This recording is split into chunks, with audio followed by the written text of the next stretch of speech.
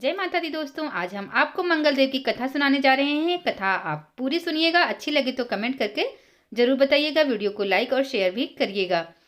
एक बूढ़ी माँ रहती थी अपने बेटे के साथ। वह मंगलदेव की बहुत बड़ी पुजारन थी, मंगलदेव की पूजा आराधना करती थी। तो मंगलवार का दिन था। मंगलदेव साधु का रूप धारण करके बुढ़िया की कुटिया में आए और कहने लगे कि ए माई, जरा सी जमीन लीप दो, मैं रसोई तैयार करूंगा। तो बूढ़ी माँ ने कहा कि आज मंगलवार का दिन है और आज के दिन मैं व्रत रखती हूँ, इसलिए मैं जमीन नहीं लीप सकती। साधु महात्मा ने कहा, लेकिन मुझे तो रसोई पकानी है, मैं अगर रसोई नहीं पकाऊंगा तो मैं भूखा रह जाऊंगा। हे माई, तुम कुछ करो, ऐसा लीप दो, थोड़ी सी ही जमीन तो लीपने के लिए मैं कह रहा हूँ। तो बूढ़ी माँ ने साधु से कहा कि हे साधु महाराज, मुझे क्षमा करिए, अगर आप कहें तो मैं कहीं पर पानी छिड़क देती हूँ और आप वहीं पर अपनी रसोई तैयार कर लीजिए। तो साधु महात्मा ने कहा कि नहीं, मैं पानी छिड़की जमीन पर रसोई नहीं तैयार कर सकता। और बुढ़िया माँ ने कहा कि आज मंगलवार ना होता तो आप जो कहते मैं वो कर देती, लेकिन मंगलवार की वजह से मैं जमीन नहीं लीप रही हूँ, आप मुझे क्षमा करना। इसके अलावा अगर कुछ और आप कहें तो मैं जरूर करूँगी। तो साधु महात्मा ने कहा कि ठीक है, अपने बेटे को बुलाओ। बुढ़िया के बेटे का नाम था मंगलिया। बुढ़िया ने अपने बेटे को मंगलिया मंगलिया कहकर आवाज लगाई तो मंगलिया आ गया और कहा कि बेटा देखो, साधु महात्मा तुमसे कुछ कह रहे हैं। साधु महात्मा के पास बेटा जाता है और कहता है कि बताइए साधु महात्मा, मैं आपकी क्या सेवा कर सकता हूँ, क्योंकि बुढ़िया का बेटा भी मंगलदेव का बहुत बड़ा भक्त था। तो साधु महात्मा ने कहा बेटे से कि तुम जमीन पर औंधा लेट जाओ और मैं तुम्हारे ऊपर रसोई तैयार करूंगा। मुझे बहुत ज्यादा भूख लगी है और तुम औंधा लेटोगे तभी मैं भोजन तैयार करूंगा, क्योंकि तुम्हारी माँ जमीन लीपने को तैयार नहीं है। बेटा तुरंत ही जमीन पे औंधा लेट गया।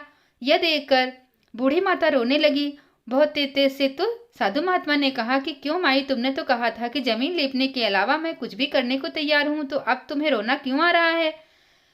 लेकिन बुढ़िया ने कहा ठीक है, मैं जाती हूँ, कोई दूसरा काम कर लेती हूँ, तब तक आप रसोई तैयार कर लीजिए, क्योंकि बुढ़िया माता से देखा नहीं जा रहा था और वह वहां से हट गई। इधर साधु महात्मा बेटे के पेट पर रसोई तैयार करने लगे, भोजन पकाने लगे। जब भोजन उनका तैयार हो गया तो उन्होंने बुढ़िया माँ को आवाज दी, कहा कि बूढ़ी माँ यहाँ आओ, देखो मेरा भोजन तैयार हो गया।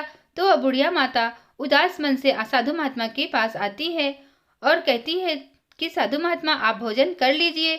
तो साधु महात्मा ने कहा कि नहीं, तुम अपने बेटे को भी तो बुलाओ, इसमें मंगलिया का भी हिस्सा है, क्योंकि ये भोजन जो मैंने पकाया है मैं अकेला नहीं खा सकता, क्योंकि इसमें तुम्हारे बेटे मंगलिया का भी हिस्सा है।